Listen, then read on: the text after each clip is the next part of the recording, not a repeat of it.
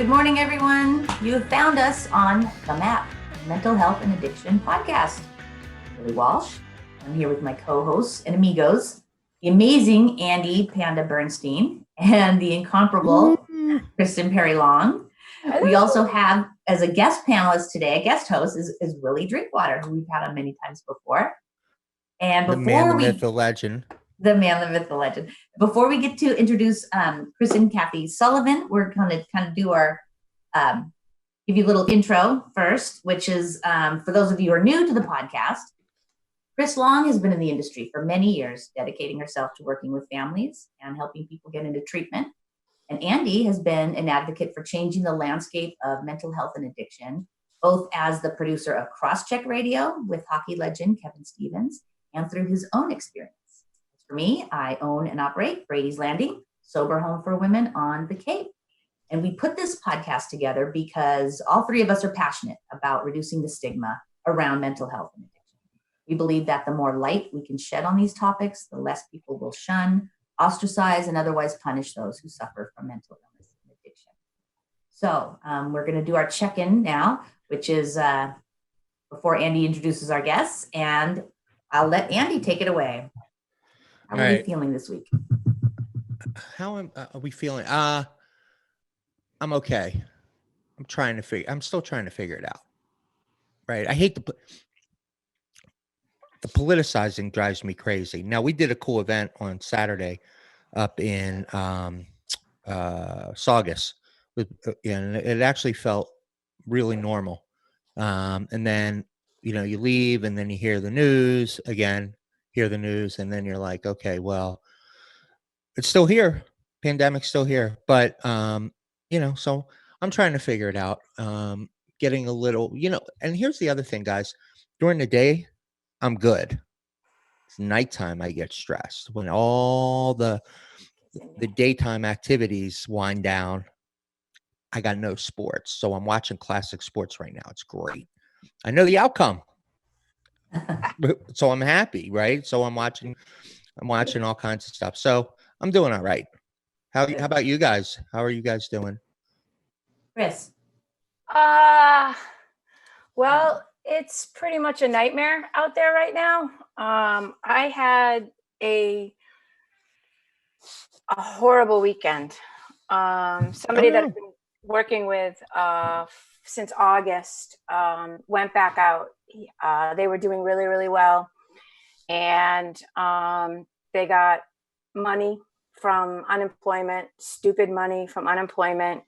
And they went back out and over from Thursday to Saturday, overdosed 6 times.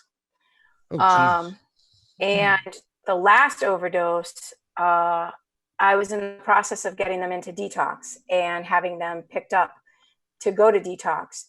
And they checked in at 9 minutes and they were going to the location where the Uber was going to be picking them up. They got to that location, they called, and I said, nope, it's 4 minutes away. Hold tight, it'll be there. Okay, we're good. 4 minutes came, the Uber arrived, called them on the telephone, no answer, called them on the telephone, no answer, texted, everything, called back-to-back calls, and somebody answered the phone, and it was police.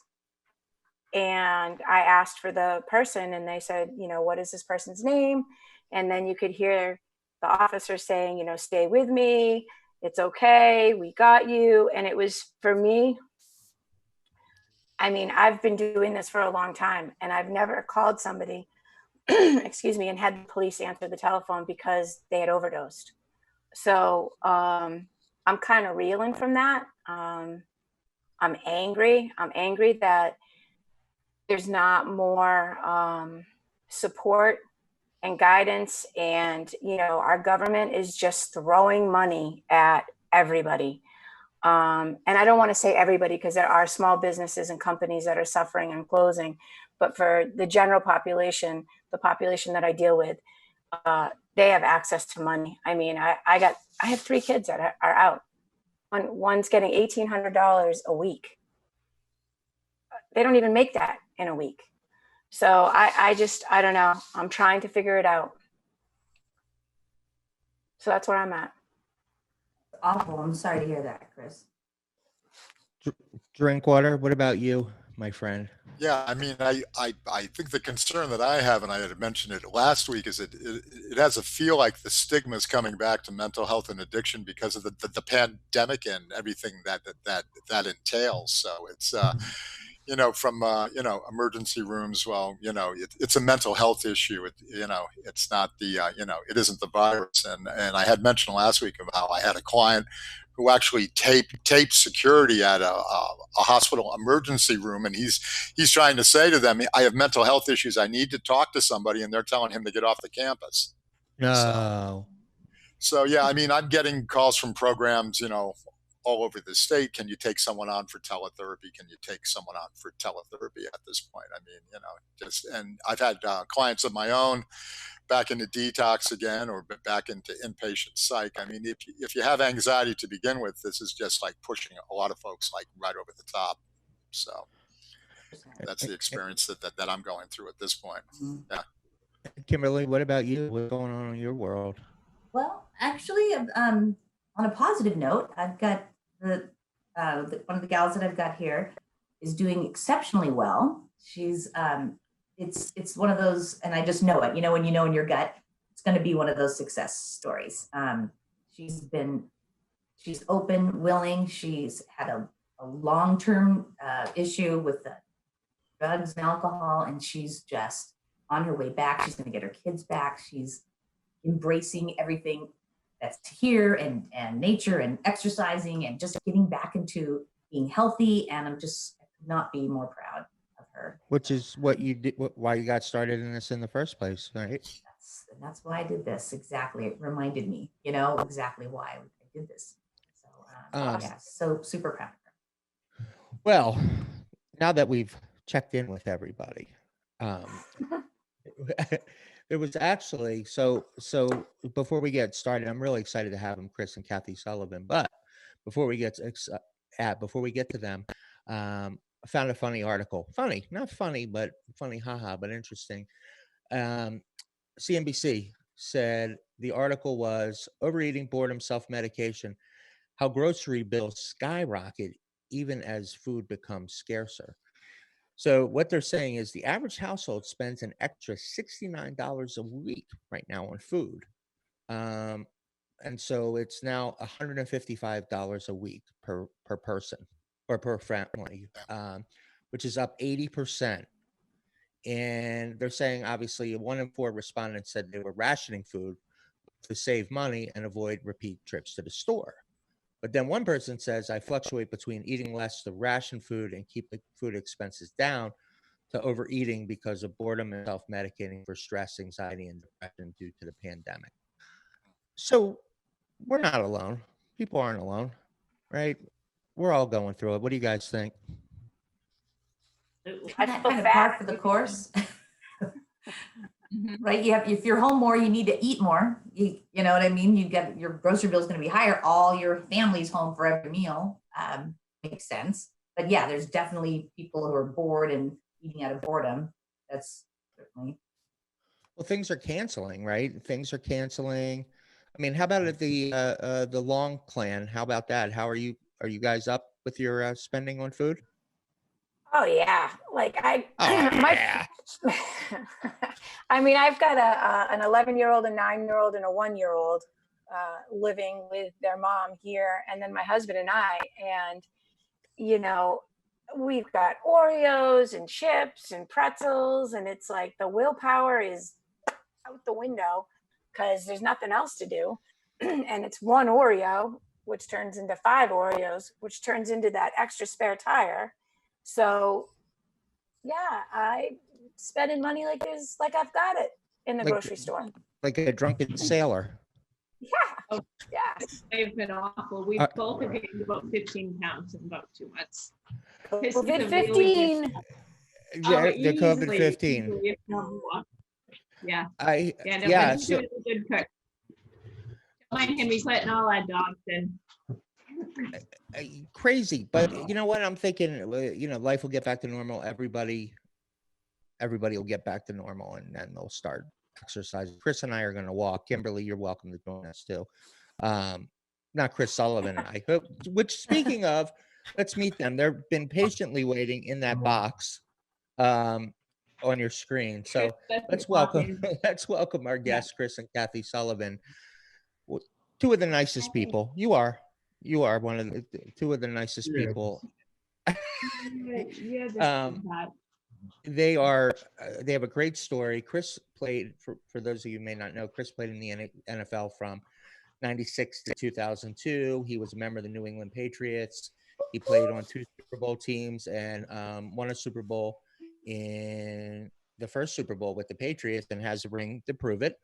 And but he also struggled with anxiety and addiction to drugs and alcohol. And it was kind of one of the main reasons why his career in the NFL ended. And then his lovely wife, Kathy, is founder of Taylor's Message. And this is a foundation she started in honor of her daughter, Taylor, who we're going to learn about. And Chris and Kathy are both extreme advocates for making right choices, helping people, speaking to kids and parents, teachers in the community. And they're just super nice people. And we're thrilled to have them on. So thank you. Well, thanks for having us. It's a pleasure. And it's kind of ironic because you and I were talking earlier about how the chiropractor office opened up today. And that's how you and I met. Like very, very weird. Isn't that weird? Yeah. We were divine intervention here. It's so totally, because I haven't heard from them in forever and they just popped up. No.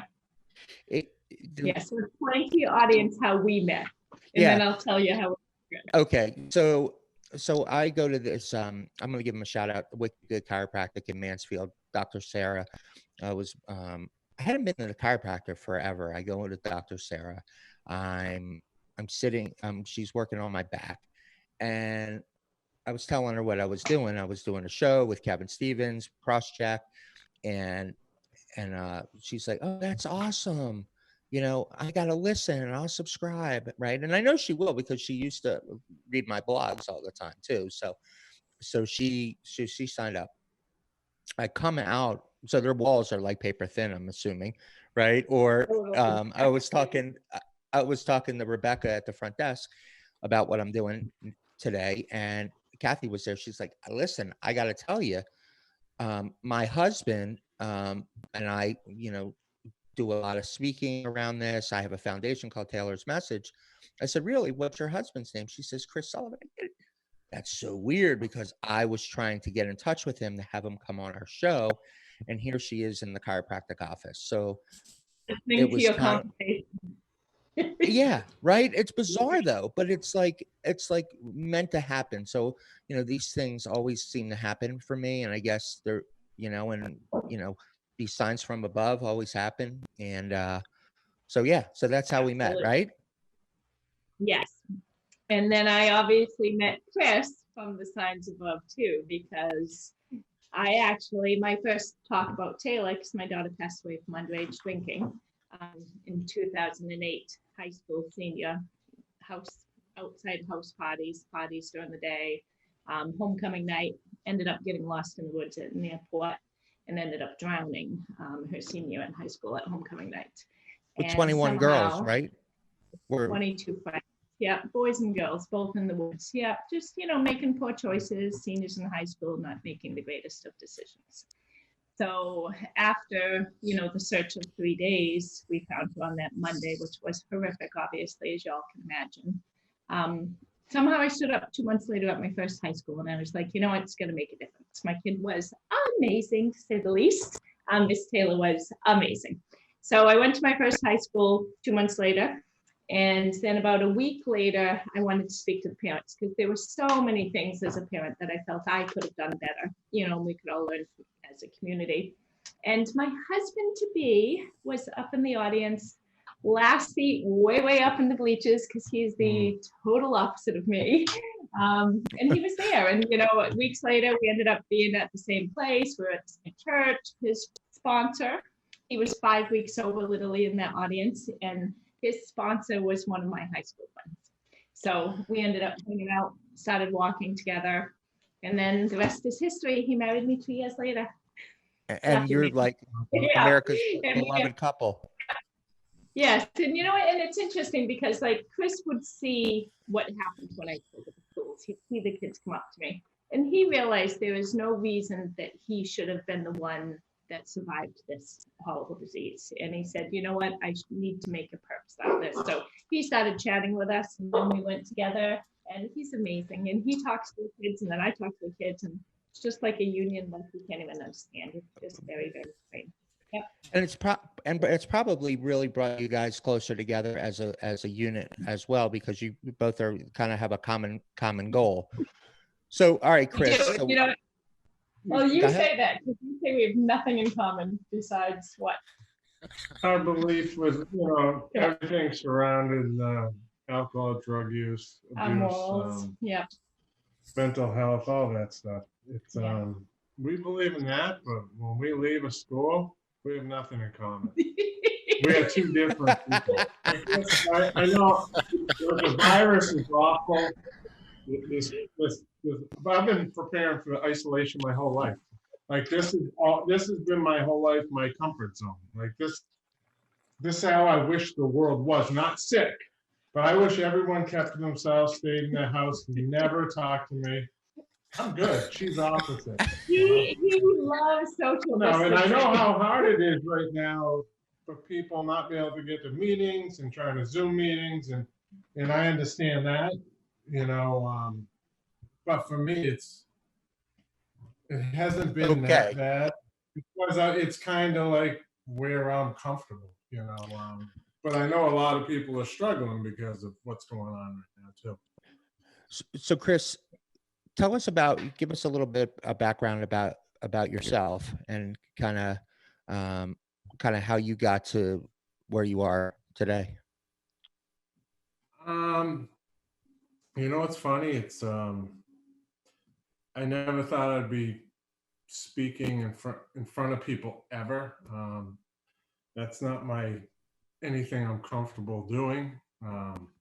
I struggle with it. I've always struggled socially, but how I got to this point is I grew up right down the street in North Attleboro, Massachusetts, and in my whole life I struggled with mental health issues that I didn't know were issues.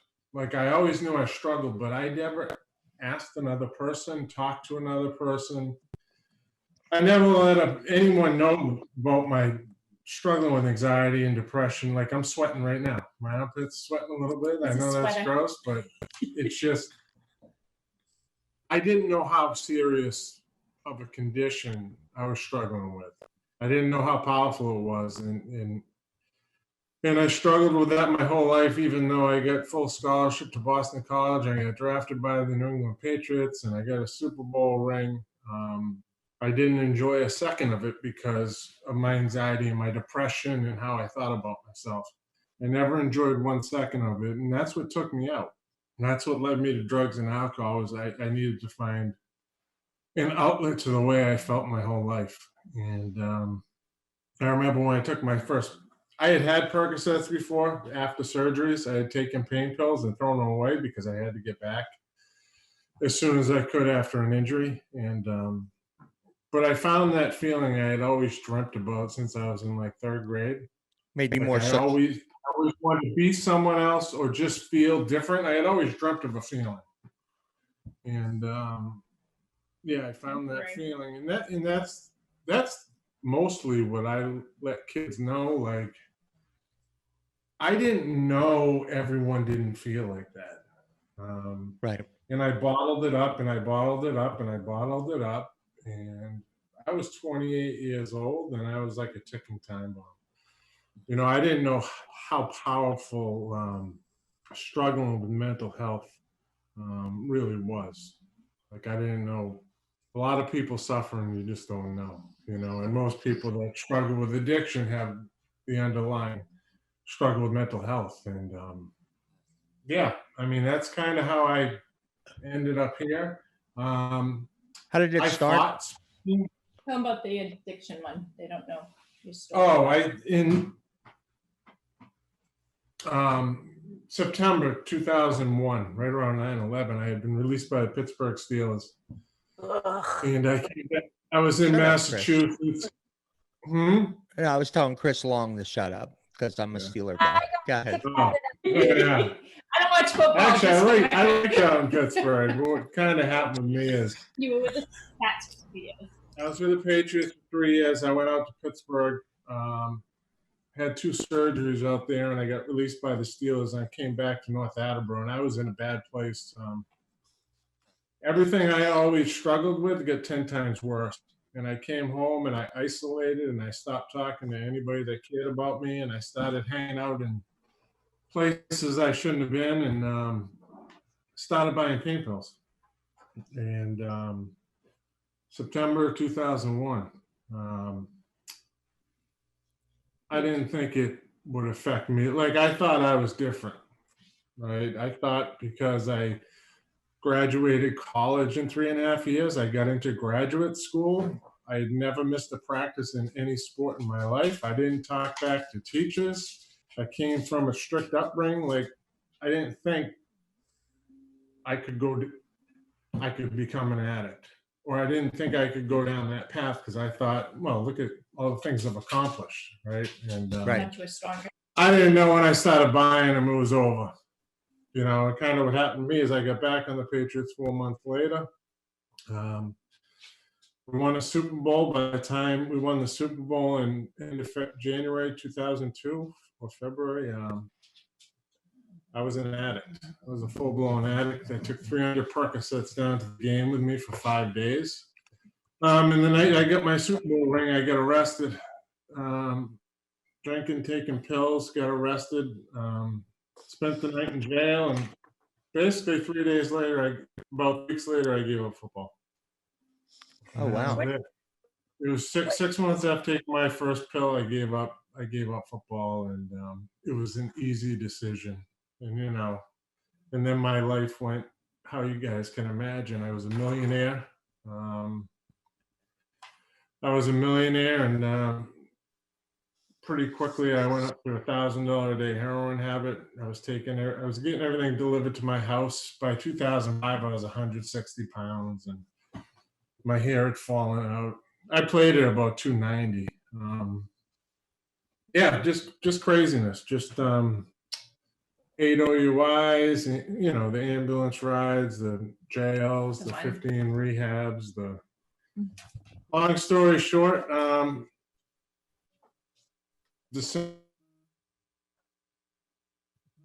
Their little faces are, don't mind it's me. confusing me. Okay, now I can see. You guys are still fine, Yeah. right? Yes. We're here. So Chris, I had given up. I had left another sober house, and because I had lost my house, and I had resigned that's where I was going to be. And I know what happened. I usually say that because I can't say that in schools, but it was a God thing. And I remember I had nothing. I was crying like I was a newborn baby for probably 3 hours. I tried to break into the church next door to pray, and God puts people in your life at the right time, right? And I get the willingness. I get the gift of desperation on that couch after crying for 3 hours. And my sponsor now, her friend walked in. He had been doing wellness checks on me twice a day for about 2 weeks. And if he didn't walk in, I wouldn't have got sober that day. I might be sober today. I don't know. But he walked in at the right time. And the rest is kind of history, That's amazing. For the first time, I broke down sobriety pretty easy. I learned this about 2 months in. I just pretended it was football, not because I like football, but I had to equate it to something I knew. And my sponsor was my coach, right? And the people in meetings that I thought I was different than, they were my teammates. And I played with a lot of guys that I didn't like, but you had to get along with them. And those Right. kind of the people in meetings. Like, I love everyone in meetings. I don't agree with them all. And I had assistant coaches, and it made my life so easy, and I found meetings that were like a locker room. I go to all men's meetings, and when you're sharing from the podium, people will be making fun of you, you know? And so I found another locker room, and, but it's pretty amazing. And it's given me an amazing life, sobriety. And I think she sees it too. I love it. I know it's funny. I met Chris 11 years ago. It's been 11 years since Taylor passed. And I stopped drinking when I met him because it wasn't important to me. It wasn't something I did often anyways. So I just stopped drinking. So I'm always like, how come I don't get a chip? I haven't drank for 11 years. Hey, where's my chip? Right? People anyway. Yeah, no, exactly, right. So I sneak in at the end of his like yearly anniversaries to be able to see. Sometimes I'm able to give him a tip. So they gave me one this year. It was the sweetest thing in the world. But honestly, those guys, oh my God, it was awesome. But those guys in those meetings, I'm always like, we all should have people like that in our lives because they change lives in those meetings. It's amazing. Yeah. So yeah. It's And a you know, great it's story. like, Chris, can I share what you had put in that text? Am I able to share that, Chris Long? Not my Chris. I'm here. Yeah. I noticed. Yeah. So you had said that your son was one of those people at those parties where Tay was. And, you know, it's funny, like, as soon as you said that, I said, oh, God, I hope he's okay. Like, that's what was in my head is, you know, I hope that his heart was able to heal, you know, 11 years ago. Because it was hard for all those kids. That was kind of the beginning of his journey. I got into this because my kids got into drugs. I didn't pick this field. This wasn't what I was going to do when I grew up. Yeah. You know, at that point, he was experimenting with alcohol and marijuana and pills. And I remember that day like it was yesterday because it stopped him in his tracks. You know, and it stopped some of their friends. And unfortunately, maybe that's the reason why he continued to self-medicate. I don't know. It could be part of it. It could be he was already in the throes of it and he didn't realize. He also had an accident playing sports. And when they went to go put his shoulder back in, he was literally coming from the field. And his adrenaline, I mean, he was young. His adrenaline was so hyped up. They just kept giving it to him and giving it to him and giving it to him, not giving it an opportunity to get in to his system. And then it hit him all at once. And he fell in love with that feeling. And he'll tell you that he fell in love with that feeling. And he had surgery. Like less than a year later, walked out with a bottle of Vicodin. Called the doctor the next day and said he couldn't take the Vicodin. It was giving A, B, and C for off the internet for, you know, side effects. The doctor called bottle of Percocet. So now he's got a big bottle of Percocet and a big bottle of Vicodin. He was off and running to the races, you know, but he's no idea. So he's a year plus off of heroin and a year plus off of Suboxone. So he's doing good. Congrats. Good job, Mama. Tell him I said congratulations too. I will. A couple of Taylor, please do. You know, tell him, give him a virtual hug for me. But I will. A few of Taylor's friends struggled, and it was because they didn't have the mental capacity to be able to digest the loss, digest any feelings they had. You know, whether I had a million things I wish I did different. So did some of very good friends of Tay's. And one of her friends in particular struggled for 6, 7, 8 years with heroin use, everything under the sun.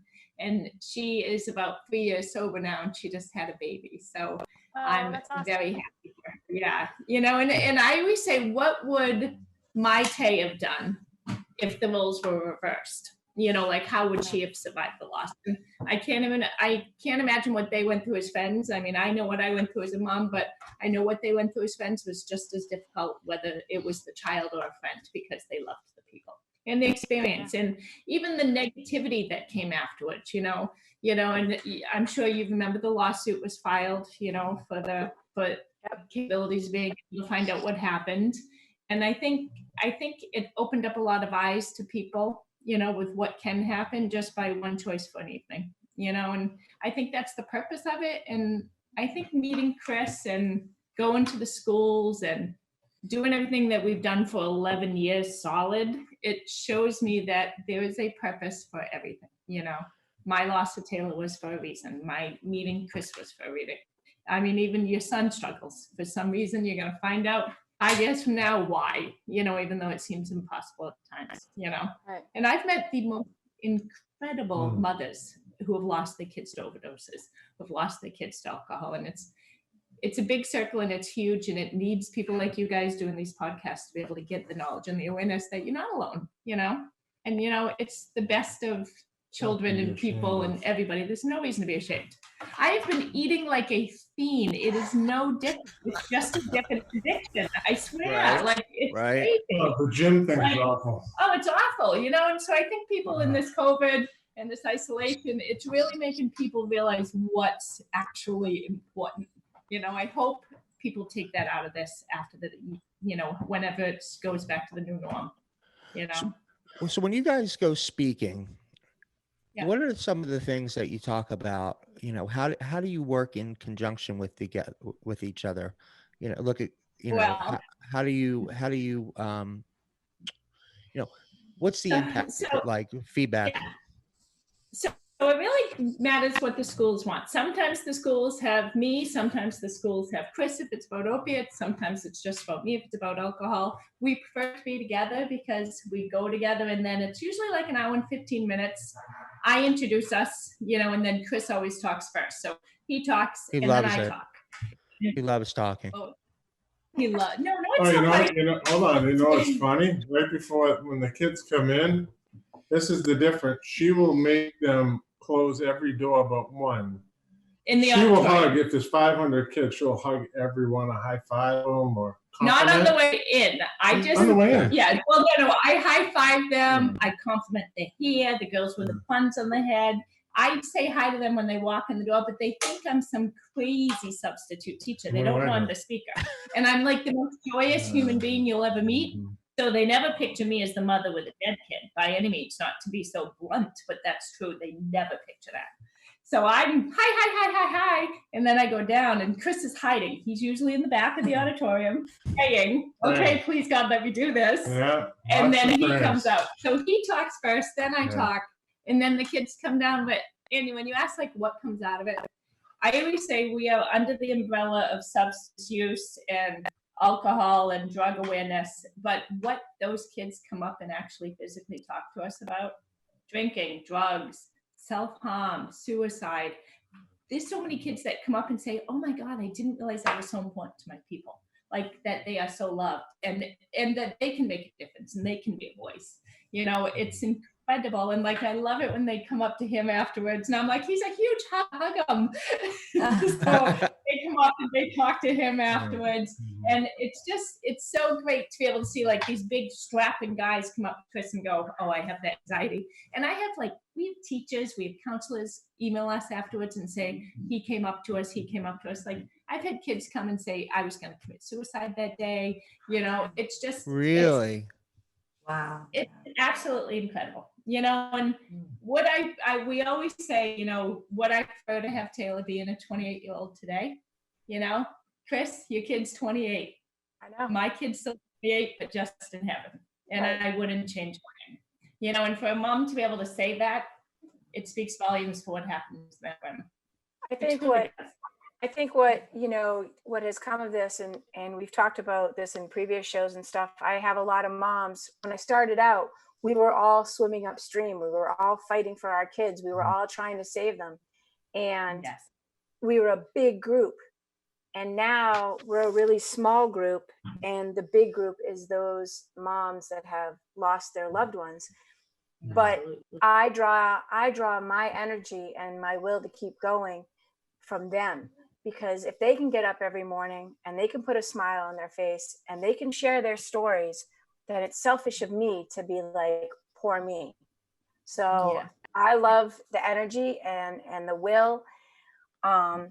I mean, I don't like the stories because it's sad, but what comes of it, I have met some of the most incredible people, you know, in my life because of it. So, Yeah. as sad as it is, it's also a blessing. It is a blessing. And honestly, it truly is a blessing, you know. And It happens one kid at a time, right? what was it?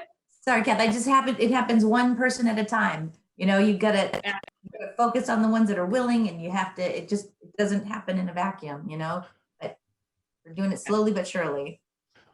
Willie, drink water.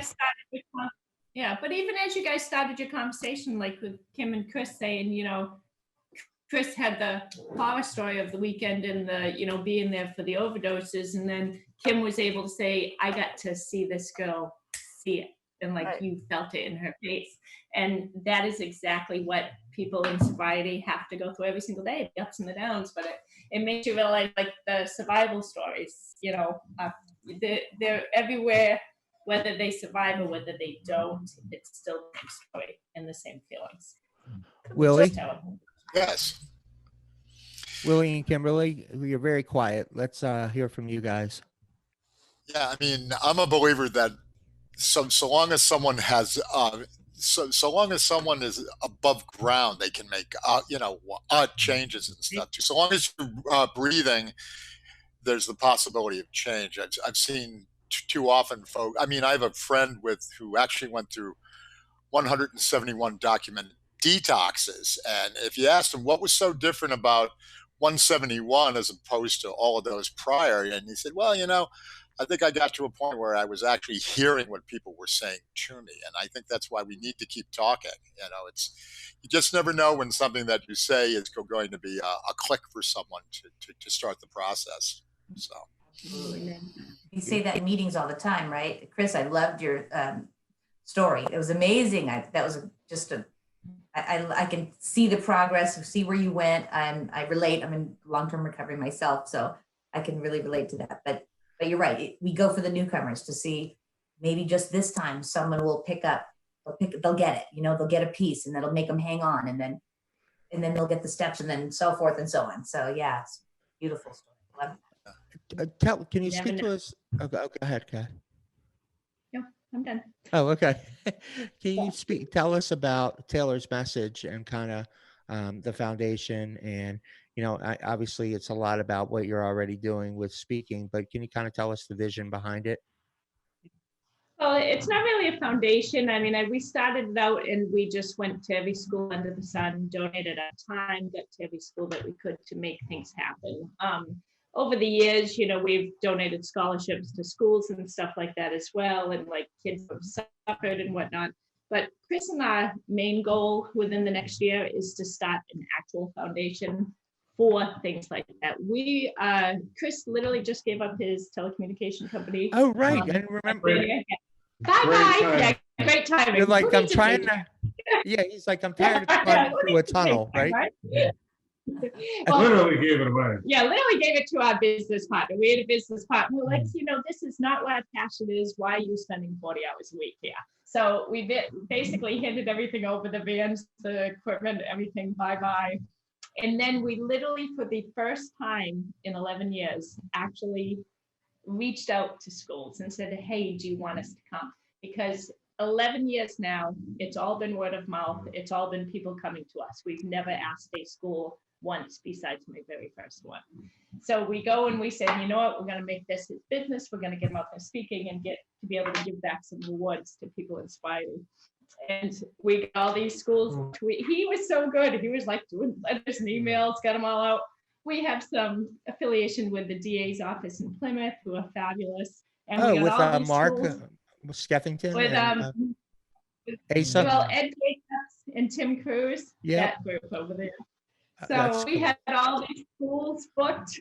We had this. We probably had 20 schools booked, like ready to go. Everything was all set, and then the next week, COVID. So bye-bye schools. Everything was canceled. Which, you know, so for us, it's a new thing that we're actually trying to do this full time for Chris. You know, and I'm a realtor, so I sell houses for a living as well. So, you know, we are really trying to get it so we can be up and running, so we can do a wellness center, so we can, you know, get all that stuff going. Like we were looking at sober houses, we were looking at wellness centers. So we don't have a lot of capabilities by any means right now, but that's the goal, to do it in the next 10 years to get it up and running. You know, and Yeah. That's awesome, because I remember that Chris was saying, we had talked about that, you know, your platform can really make a difference in people's lives. Whereas, you know, you were saying that you were kind of frustrated, or not frustrated, but climbing into walls to route Yeah. wires, you know, for telecom. You felt like you weren't really fulfilling your purpose. So that's accurate. Yes. Oh yeah, yeah. I mean, the last time we took a vacation was 2010. So we Yeah. both, like, whatever, if I work 40 hours a week, we'd do 30, 40 schools a year. Those would be all of our vacation days, doing 3 talks a day in a school. Yeah. So the last time we went away we went to North Carolina in 2010. 2011. It's our last vacation, but you know, and I'm angry, so the schools were my vacation days, which was nice, but I have to head in a new direction, you know, And honestly, we've said he's got more capability than most people because of the affiliation with the NFL, because of, you know, everything he's done in his past. And it's foolish not to be able to help and pay it forward by doing some sort of outreach with that. It's foolish not to use it. So that's the goal. I have a question for you guys. So obviously I'm an advocate, and, you know, I've always been like, you've got to have people that, you know, can speak instead of having, I'm not going to say their name, but they're a well-known ex-professional athlete, but they charge like stupid money to come in and speak at your school. And, you know, like they have the athletics nights, you know, they have the prom, before the prom, you have to come in, you have to sign a contract, they have the talks, they have the athletics. And I think it's so vital that, you know, people hear, like, that kids hear these stories. And sadly, it's not necessarily, they're not going to listen to somebody that they've never heard of. But you have the advantage. You have, you know, that background, you have that professional, you know, who knew you were going to be a professional football player, right? And you've got kids that are starting out, that they're freshmen and sophomore, and they want to play football when they get older, or they want to go on and play a professional sport. And I think it's really important that it's not just the kids that you speak to, that it's the families that you speak to, because as a parent, you know, I had to advocate for my son and my daughter, and I didn't know that I had to advocate. I didn't know that he didn't need 90 Percocets. You know, I didn't know that he had called in the pharmacy, had his friend pick up, you know, the Percocets from the pharmacy and bring it home. You know, I didn't know that kind of stuff could happen. Obviously things have changed now, but do you get are you becoming more welcomed in schools, or is it still not my school? You know, we're very welcomed in school. Yeah. We are very welcomed in school, and like we donate a lot. We probably donate more than half of them that we go. And if schools don't have funding, then we just go, you know, just to go. We will never not have a school be able to hear the message. That's how it is. So, but with Chris for parent night, he never had his own kids. So he used to always say, well, what good am I at parent night? And I'm like, honey, you have so much knowledge from the student athlete, you know, not being able to speak and all that. So he talks a lot about that as well. And same with his parent night, I just put it all out there. You know, I should have been more aware. But you know what's funny? Chris, we're not going to know what we don't know till we have to know it, you know? So don't ever look at it back. Oh, I wish I knew this. I wish I knew that. I love that, Maya Angelou, you know, when you know better, you do better. And that's all you can do, you know? Yeah. That's a huge, you know, but it's funny though, because the parent nights we do, we always want them to be mandatory, because mandatory is awesome, but we'll have parent nights and it's 20 parents, the parents that normally, you know, are doing what they got to do. But the kids will call, they'll say, bring the parents. So that does work when we go the day of the school and then they do the parent night. So we get a lot of activity with that. But it's also, you know, just the next parent tell the next parent, the next parent, and the next parent. I mean, do you talk to coaches? Do you guys talk to coaches at all? Or would you like to talk to coaches? I've talked to some coaches.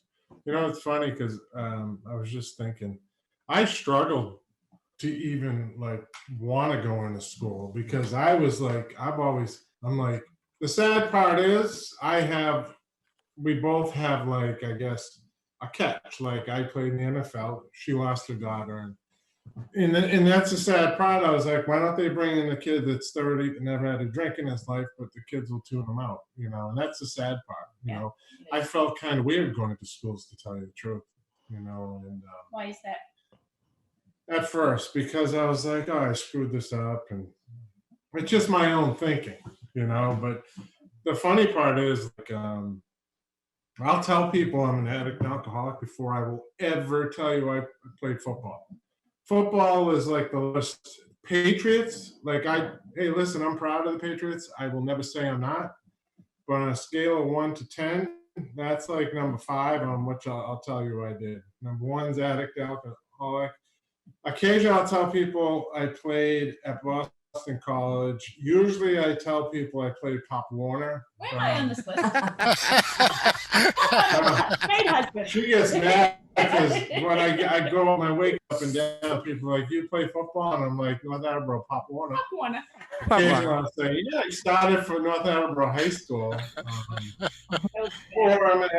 you know, it's funny, like when I get sober, like honestly, like a lot of people, I thought it was like a death wish. I would be stuck in this church basement, you know, for the rest of my life. And I didn't go to the right meetings. I wasn't listening. And you know, it's funny, like the first time I ever became hopeful was in meetings in my life. You know, I didn't have a coach that made me believe in something as much as like, it was the first time I got hope. You know, and in those halls, I get hopeful that life can be good. You know, I didn't hear it from coaches. I didn't hear it in the athletic endeavor. You know, and I, you know, the crazy part is like, and it's true.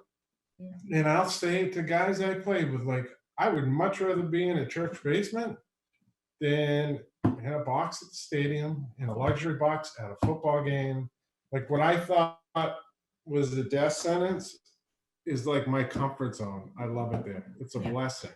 You know, the life sentence. Most people would be like, oh, you know, I'd like to go to the game and sit in the boxes and have Been there, done that, right? Yeah. Well, no, what he said to me once. I've seen kind of both extremes in life, I guess. You know what you said the once, which made sense to me as someone who has never had any struggles with addiction. He said to me once, he goes, Kathy, he goes, I always thought, how could I ever not get married and not have a drink at my wedding?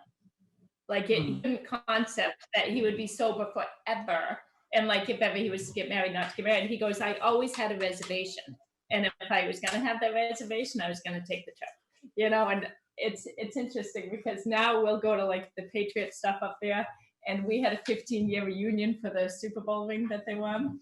And everybody's like, oh my God, Chris, Sully, how are you? What have you been doing? He wasn't going. I made him go. He goes, Sully, what have you been doing? He's like, heroin. I'm just like,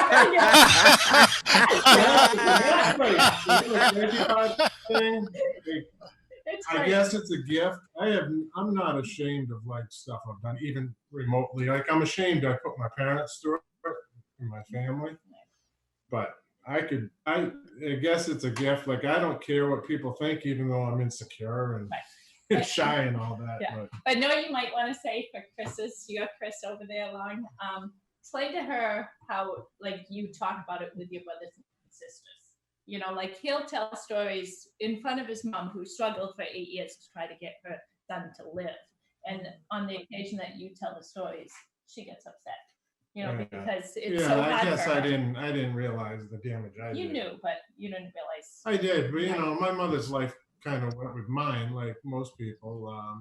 When I get really bad, she drank a lot more. And like I think it was 2 years ago, we were in the kitchen and we were doing what I thought was a funny story, and apparently it wasn't. And my mother started bawling, and it was like, just shut up. And struck a nerve. It is because Chris, as you know, like the struggles that you have as a parent to keep your child alive, like on a daily basis, you know, while they're just in the thick of it. He always said that. He said, you know, I was in the news, I was in this. He goes, but I was high, so it didn't affect me like it affected my mom. So for that, we're sending you some love, Chris, because nobody's yet. Thank you. Go ahead, Willie. No, I'm just listening in. I'm good. You're so shy today, Willie. Kimberly, what say you? I'm thrilled that you guys were able to come on and share your stories with us, and the work that you're doing is amazing. You know, it takes these grassroots types of things to really make a difference and to make a change, and really appreciate what you guys do. And thank you, and we're honored to have you guys as guests. Well, anytime you want him to come chat with your ladies, he'd love to. He'll come and I would sit. love that. Yeah. I will take you up on that. The saddest thing is, so I've owned a Harley since 1998. I bought it for good drinking decision, but the furthest I've gone is Falmouth. So I've had one for 23 years because my back is so messed up. After about 20 minutes, I have to get off, but we could make it down to We St. can Louis. drive the bike. Oh, it's great. I may have to take a ride though. Mine was stolen. My Harley was stolen back a few years So now ago. we learned that she's got a Harley on top of all the other. Oh, There's so much to unpack. Chris, long, right? Oh my God. I'm like, could we just extend this show for another hour? We could just go off air now. I mean, we're finding out things. She Yeah. reveals things each day. Like, wow. Really That's a all nerd.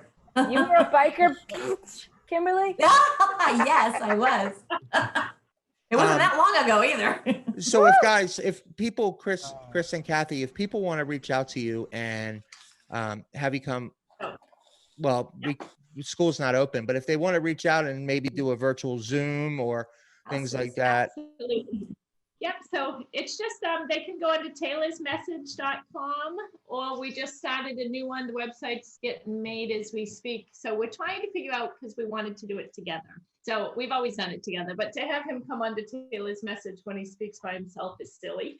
So we're going to do Sullivan's message, because there's two of us, and then Chris's programs. Yeah, Chris's program's called Not in the Playbook, because all of his choices that led him to, addiction was not in the playbook.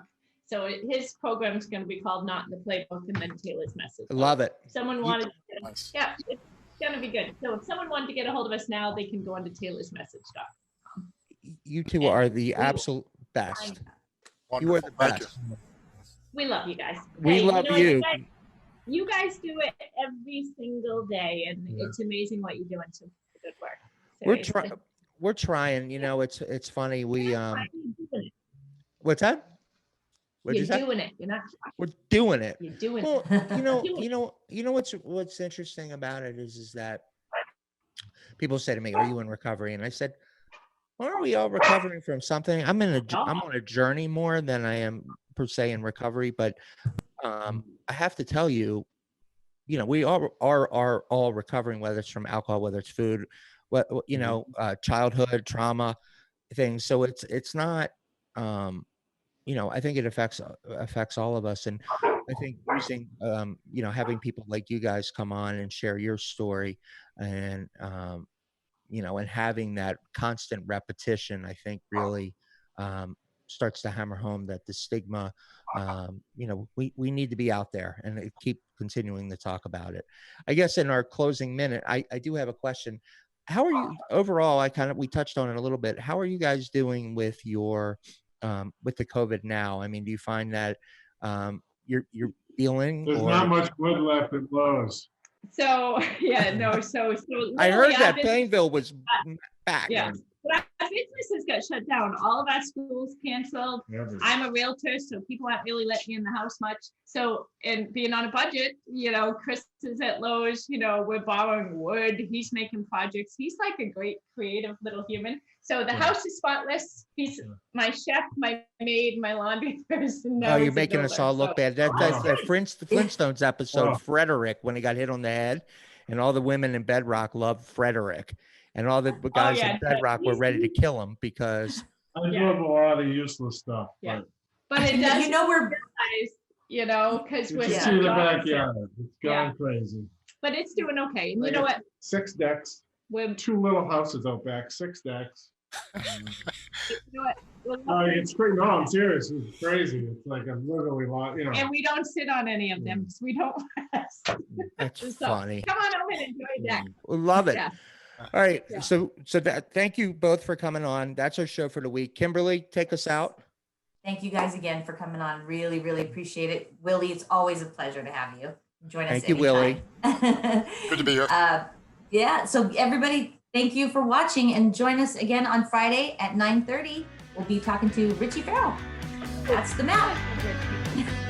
See you on Friday. Bye, everybody. Friday. Bye, guys. Bye-bye. Thank you. Bye.